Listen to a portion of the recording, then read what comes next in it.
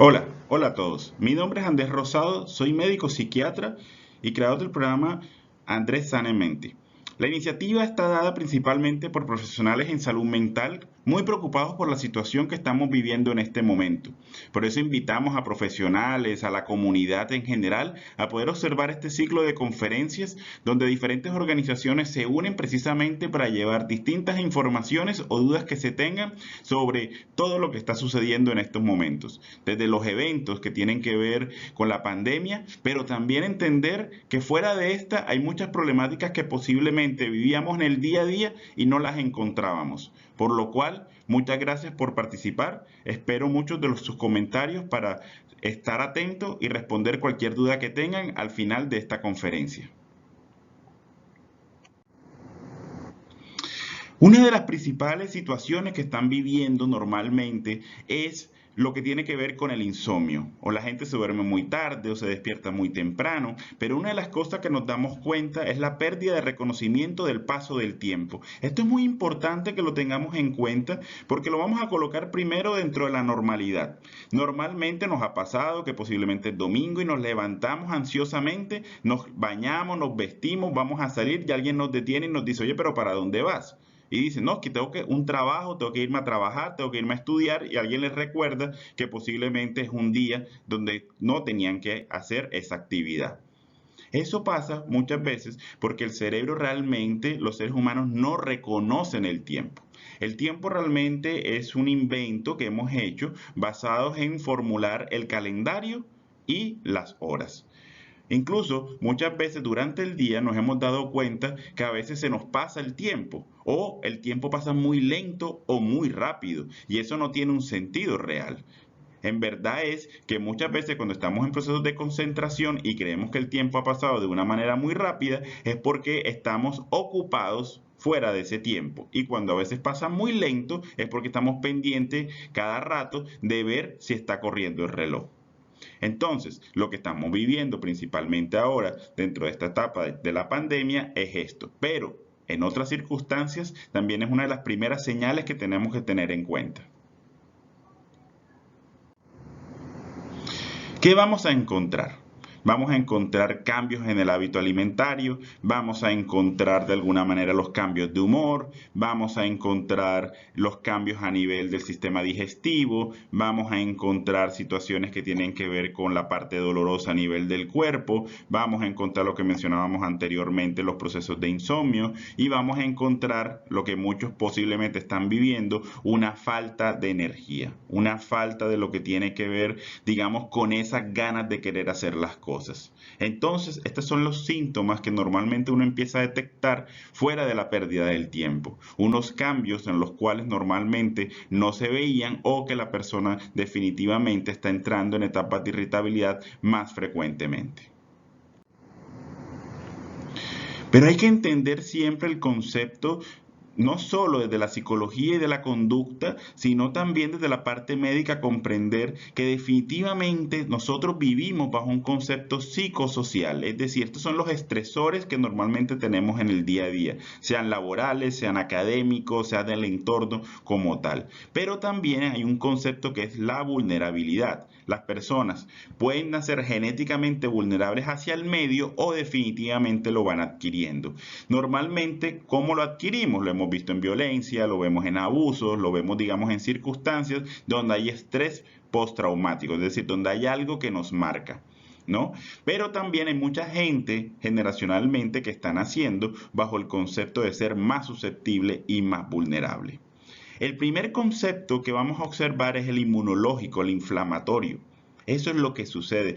Aunque la ciencia médica de la psiquiatría está basada en observar la disfunción cerebral, por supuesto es muy importante comprender el fenómeno de inmunológico, es decir, cómo el sistema de defensa está actuando. Porque entre más inflamación tengamos, más problemas a nivel, digamos, de la disregulación hormonal, por eso es que normalmente las patologías ansiosas y depresivas se ven más en mujeres, no es por una circunstancia de género. Claro que está la cultura, claro que está la educación, pero realmente es porque su sistema hormonal es muy diferente al del hombre. Todos esos cambios nos van a conllevar a dificultades o disfunciones de nuestro cerebro. Hay tres tipos: la cognitiva, la funcional y la estructural. ¿Cuál es el problema a nivel de psiquiatría? Que en psiquiatría normalmente ver una estructura dañada no es lo común. Entonces, por eso es que mucha gente critica la salud mental porque es algo que no es visible, incluso a veces a nivel de paraclínicos. Pero sí hay cosas que podemos observar, lo cognitivo y lo funcional. Lo cognitivo está basado en que ya no podemos pensar como antes, ya no podemos resolver situaciones como antes lo hacíamos, y la funcionabilidad tiene que ver precisamente en cómo el cerebro está produciendo un apague, de alguna manera hace que no tengamos esa función de realizar las actividades que queremos en el día a día. ¿Qué es importante de entender bajo este concepto? Si comprendemos que las personas ante el estrés, esas sensaciones que tienen de culpa, esas situaciones que tienen hostiles, si se colocan de larga duración, ¿qué va a pasar? Sí, nos vamos a enfermar. Y ya no estamos hablando nada más de la enfermedad psiquiátrica, no estamos hablando nada más del trastorno desde el punto de vista ansioso y depresivo, estamos hablando de otras entidades médicas como puede ser principalmente el corazón. Y eso es muy importante porque cuando vemos la estadística, normalmente lo que encontramos es que corazón y lo que tiene que ver con depresión están unidos. Primero están todas las enfermedades coronarias y después están las depresivas. Eso desde la estadística de la Organización Mundial de la Salud, de las dos enfermedades que más existen en el planeta. Pero si las vemos desde este punto de vista, podemos encontrar la relación de lo que tiene que ver con el estrés, y en este caso de la conducta depresiva y ansiosa, relacionada con los cuadros cardíacos y muchos otros adyacentes. También hay que entenderlo como una enfermedad metabólica y no me voy a detener mucho acá, pero simplemente para que veamos qué sucede durante la conducta ansiosa o depresiva. Normalmente las personas empiezan a alimentarse de una manera mala. ¿Cuáles son los principios de esa mala alimentación? Lo hemos visto en las películas, lo vemos en las novelas, lo vemos en las personas. Cuando estamos en un proceso de preocupación, cuando estamos en un proceso, digamos, de un estrés, no vayamos a lo crónico, sino a lo agudo o algo que nos sucede en el día a día, posiblemente lo oral es lo primero que hacemos. Y lo que vamos a consumir normalmente son azúcares y grasas. Y eso es porque precisamente son situaciones que nos producen placer inmediato. Lo que sucede es que si seguimos bajo la situación de malnutrición, pues por supuesto va a venir otras dificultades como son principalmente la obesidad y posiblemente un síndrome metabólico en general, que lo que nos termina produciendo es toxicidad. Miren, nos produce una toxicidad a nivel del cerebro, que es lo que nos produce que el daño aumente. Por eso, al igual que la gráfica anterior, son círculos viciosos que tenemos que romper. Esto nada más se los quiero traer para que se den cuenta que cuando un cerebro está sano, ¿no? Hablamos de un sistema completo con todas sus raíces, pero cuando fallece, cuando está afectado, miren cómo pierde la estructura. Y muchas veces cuando nos toca dar medicaciones, que es uno de los grandes, digamos, situaciones donde choca enseguida la gente no quiere ir a psiquiatría, la gente no quiere ir a salud mental, prefieren pasar por muchas personas, desde la creencia hasta profesionales. Lo que sucede es que cuando ya llegan a psiquiatría y empieza toda la crítica que los psiquiatras lo que dan es mucha medicación, que la gente la pone en zombie, etcétera, etcétera, está dado principalmente porque las medicaciones lo que hacen es tratar de reconstruir nuevamente el cerebro a una funcionabilidad. No es que queramos verlos sedados, no es que queramos verlos medicados, no es que queramos una serie de cosas. Todo tiene un sentido desde la ciencia, no desde la creencia o de las situaciones que posiblemente de cuentos de personas que me han contado cómo me he sentido con la medicación. Ahora bien, también quiero que entiendan que no toda persona que llega a psiquiatría es igual a irse a un proceso farmacológico. Pero sí quiero que entiendan desde la lógica que si tenemos un cerebro que está azul, como lo estamos viendo en esta imagen, y no amarillo, que es cuando la persona puede pensar y demás, consideremos que esto no es un problema de voluntad. Una de las cosas que sucede cuando hablamos de depresión, cuando hablamos de ansiedad, cuando hablamos de cómo el estrés nos está produciendo un daño, es la creencia de que la persona no tiene voluntad, que la persona no tiene aptitud, que la persona lo que pasa es que le falta fe. No, lo que está sucediendo es que el cerebro, mírenlo cómo está, se coloca de color azul. Es como si un cerebro se le apagara el bombillo. Y en esta región que les estoy mostrando, la persona tiene muchas dificultades para pensar. Y como la persona tiene dificultades para pensar, por supuesto la lógica que le queremos colocar fuera de la depresión no le funciona. Y viene una segunda parte, y lo hemos escuchado todos en su momento. Parece que esa persona todo le entra por un oído y le sale por el otro, ¿no? Y eso es lógico porque cuando tenemos las regiones a nivel de nuestro cerebro, que están donde están las orejas, que es donde entra el sonido para ser interpretado, entonces por supuesto si está a su lado, sale por uno y se va por el otro. Esa metáfora tiene mucho sentido, digamos, dentro de este tipo de trastorno. Y por último, esta región de atrás tiene una circunstancia especial, que es la parte donde se integra lo visual. Aunque los ojos los tengamos al frente, en la parte de atrás de nuestro cerebro es donde se integra toda la parte de la visión y es la que nos da la interpretación del mundo. Entonces, cuando muchas veces damos consejos como no ves lo maravilloso de la vida, no ves que el mundo tiene muchos colores, no ves esto y aquello, quiero que entiendan que la persona no ve. Y no ve porque no es que no quiera verlo, es porque su sistema completo está totalmente apagado y disfuncional.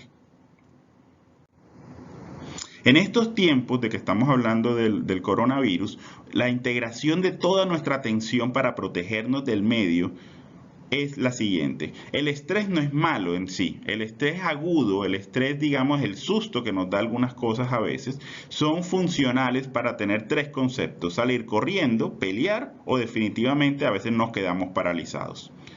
Esa función, en este momento, todo nuestro foco atencional está basado en la virosis. Si salimos nos enfermamos, si nos quedamos nos enfermamos, si no hacemos esto y no ganamos dinero, entonces nos podemos poner mal, etcétera, etcétera. Entonces prácticamente se nos ha obligado a lo que llamamos el confinamiento. Y en el confinamiento, precisamente lo que sucede es que es como si nos obligara a utilizar una sola estructura antiestrés, que es paralizarnos. No podemos huir, no podemos luchar, porque lo más seguro es que nos estén diciendo, te vas a enfermar, enfermas a otros, que además es real y por supuesto daña ese sentir de utilizar otros mecanismos de protección. Ahora bien, otra situación que sucede es que el cerebro no le gusta la verdad. El cerebro lo único que busca siempre es sobrevivir. ¿Por qué les digo esto? Porque creo que todos han escuchado historias a nivel, digamos, de estos momentos, de que el coronavirus posiblemente es un invento chino, que es que además lo hacen los grandes poderosos para poder obligarnos a perder la economía, etcétera, etcétera. Si eso tiene un sentido o no, y no vamos a discutir si es que hay un grupo social que nos quiere dominar, etcétera, normalmente lo que pasa es que es más fácil para el cerebro negar las cosas que enfrentar la realidad. A todos nos gustaría siempre vivir en un mundo de ilusión donde prácticamente todo lo que nos duela o nos toque no exista. Pero la realidad precisamente es la que nos confronta y muchas veces es la que hace que nuestros estados de ánimo cambien. Entonces, ¿qué hacer? Yo los quiero llevar como por un viaje de lo que normalmente se realiza en los talleres psicoterapéuticos de acompañamientos en comunidad. El siguiente. Uno, la más complicada, la actividad física, porque eso es una de las cosas que no estoy hablando nada más del ámbito deportivo, estoy hablando también de que definitivamente la actividad física es uno de los mejores antiestrés y productores de felicidad a nivel del cerebro. Y nos hemos dado cuenta que ahora que hemos perdido las rutinas de nuestras actividades diarias, miren que no estoy hablando de la deportiva o la amateur, entonces por eso es que sentimos que estar quietos nos está enfermando. Claro, tiene un sentido dentro de lo biológico y por eso es importante inventar todas las rutinas necesarias para activarse. La segunda es la alimentación. Como les mencionaba anteriormente, la malnutrición dada por la mala adaptación ante la situación que estamos viviendo nos aumenta muchos consumos de azúcares y grasas. Y eso es lo que pasa, es que al final nos produce otra sintomatología y otros daños a nivel del cerebro y el corazón y por supuesto en todo el organismo. En lo posible, si tuviéramos una mayor concentración de alimentación en vegetales y legumbres y un poquito en cereales y proteínas, entonces podríamos encontrar un medio protector a nivel del cerebro bajo la situación de estrés crónico que estamos viviendo. Lo más importante es la autoestima. Muchas de las cosas que suceden normalmente es que estamos dados por el medio. El medio es lo que nos controla, el medio es lo que nos define. Y entonces nos perdemos a nosotros mismos. Entonces, una de las primeras cosas también importante en este taller y en este conversatorio que estamos haciendo es comprendernos a nosotros mismos para poder comprender algo muy importante, que es cómo nos relacionamos con los otros. Todos hemos escuchado que las palabras tienen poder. Entonces, si vivimos actualmente en un proceso de negativismo crónico, de situaciones donde prácticamente todo es malo, por supuesto que las palabras van a transmitir que todo es malo. Yo no estoy diciendo, y quiero que lo tengan muy claro, que no es, como mencionaba anteriormente, negar la realidad. Ni siquiera es colocar una pauta de que todo lo negativo es positivo y hay que encontrarle a todo lo malo algo bueno. No, es también poder utilizar el concepto de lo que hablamos y transmitimos para producir cambios dentro del cerebro. Y esto nos conlleva una salud social, porque es que cuando ya nos centramos en nosotros mismos, nosotros podemos centrarnos también, ahora sí, qué vamos a hacer con el entorno. Llámese pareja, llámese familia, llámese jefe, llámese academia, llámese lo que sea. Entonces miren cómo hemos hecho este viaje, desde el individuo, desde uno como persona, hacia la afuera, que digamos son los demás. Por eso es que tenemos tantas dificultades con lo que algunos llaman, por ejemplo, irresponsabilidad social ante el coronavirus. Porque muchas veces al perderse la visión de uno mismo, se olvida también que existe un otro y posteriormente a veces sucede lo que vemos, que los contagios. Pero para poder manejarse el uno mismo y poder manejar el pensamiento y poder manejar la situación social, tenemos que aprender cómo son nuestras emociones. Muchos lo llaman inteligencia emocional. Y miren que nuevamente la figura metafóricamente les muestra un cerebro y el corazón. Cuando comprendemos y manejamos las emociones, cuando entendemos qué es lo que percibimos, podemos utilizarlas a nuestro favor. Esto no es un entrenamiento sencillo, porque es un entrenamiento que necesita mucha visualización de uno mismo para comprender en qué situaciones muchas veces sobrevaloramos la emoción. Las superponemos, las que nos termina produciendo precisamente ese daño o a veces daña a los demás.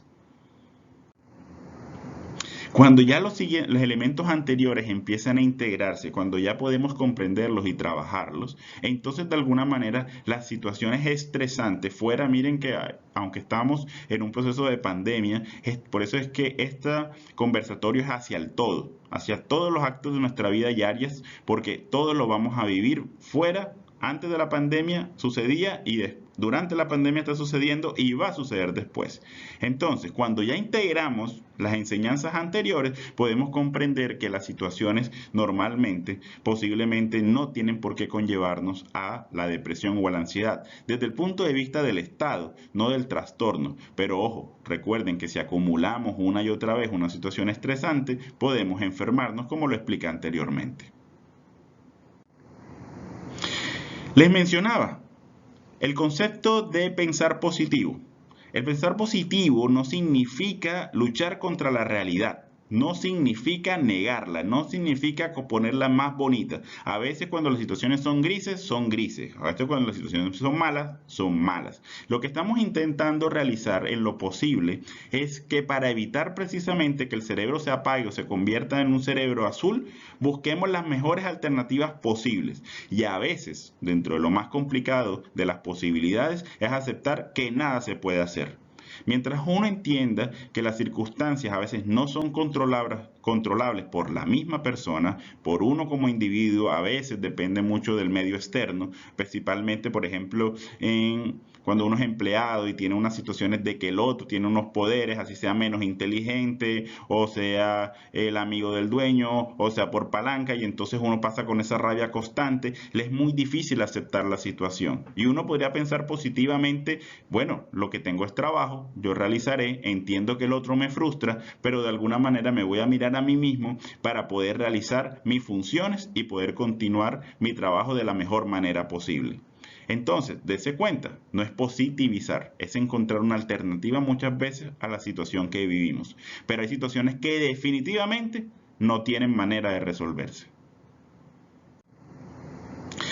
Alcanzando todo lo anterior, ya podemos centrarnos en qué objetivos queremos. Los objetivos personales tienen que ser obviamente reales, tienen que ser realizables, tienen que ser en lo posible a corto y mediano plazo. Muchas veces vivimos nuevamente bajo la ilusión de cosas que pueden suceder a largo tiempo y se nos olvida que a veces los detalles del corto y mediano son tremendamente importantes para llegarlo. Pero para poder cumplir con objetivos personales, para poder cumplir con objetivos sociales, tenemos que pasar por los pasos anteriores de entendernos a nosotros mismos, entender lo que pensamos, entender lo que sentimos y cómo estamos relacionándonos con el otro.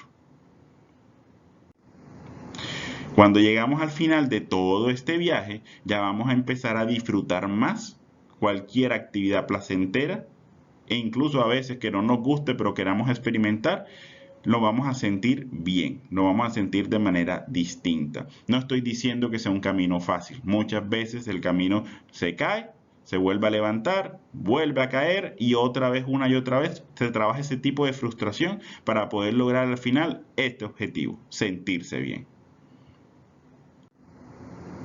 Este es el concepto que queremos manejar este grupo de profesionales durante no solo esta situación, porque como les digo, esto es una situación más de lo que vivimos diariamente. El concepto de higiene mental es todavía mucho más de promoción y prevención que muchas veces atender la enfermedad crónica, atender el trastorno, atender de alguna manera cuando ya todo está mal. Tratemos en lo posible de que también empiecen a encontrar que la psicoterapia por medicina psiquiátrica, por psicología, es una alternativa. Si nos dicen a cada instante, vamos 2 veces al año al odontólogo, si hacemos la rutina de los domingos, si hacemos una serie de situaciones de actividad deportiva, ¿por qué no aprovechar el proceso de higiene mental? ¿Por qué no tener un otro que lo escuche sin juzgarlo y de una manera de poder comprender a veces nuestra historia, que aunque no lo creamos, hace parte de todo lo que estamos viviendo en el hoy? Muchas veces, aunque no lo crean, le echamos mucho la culpa al confinamiento, le echamos mucho la culpa a, digamos, a todas las problemáticas alrededor del tema, pero se nos olvida entender nuestra historia para poder comprender por qué la estamos viviendo de esa manera. Entonces, el concepto que tienen este equipo de profesionales de estas organizaciones que se unen para poder resolver una serie de situaciones actuales y futuras es poder encontrar no un factor motivante que siempre haga que necesariamente lleguen nuevamente a donde estamos nosotros, sino, en el caso del proyecto Andrés Sanamente, encuentren ese abrazo para ustedes mismos donde puedan caminar libres y sin necesidad de unas muletas que los tengan a cada rato amarrados a continuar buscando consejería o muchas veces amarrados a la terapia, sino alcanzar un objetivo que los pueda conllevar a precisamente eso, ser ustedes mismos y de alguna manera sentirse libres de culpa, libres de vergüenza y aceptarse como son. Para los que necesiten, este es el número, digamos, donde pueden comunicarse conmigo para continuar observando y revisando estos talleres a futuro y por supuesto, como les decía al principio, el ciclo de conferencias no se va a detener porque hay un gran número de profesionales que están precisamente apoyando este proyecto para poder apoyarlos también a ustedes en las diferentes situaciones que puedan vivirse. Muchas gracias y a la orden en lo que necesiten y por favor en las redes sociales muy atentos.